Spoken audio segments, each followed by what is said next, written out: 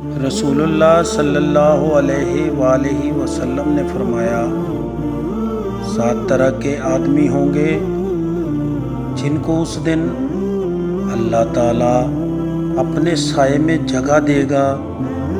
اس دن اس کے سائے کے سوا کوئی سایہ نہ ہوگا۔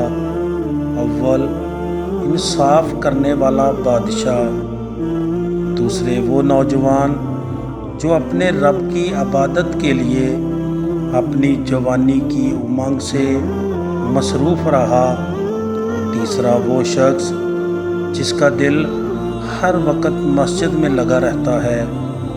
چوتھے، وہ ایسے لوگ جو اپنے اللہ کے لیے باہم محبت رکھتے ہیں۔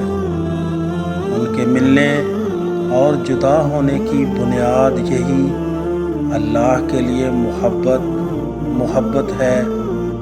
پانچواں، وہ شخص جس کو کسی باعزت عورت اور حسین عورت نے برے ارادے سے بلایا، اس نے کہہ دیا، نہیں، میں اللہ سے ڈرتا ہوں۔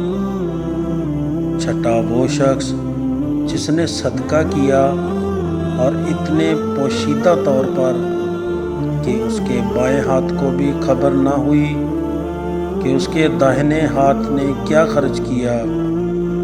ساتواں، وہ شخص جس نے تنہائی میں اللہ کو یاد کیا اور بے ساختہ آنکھوں سے آنسو جاری ہو گئے۔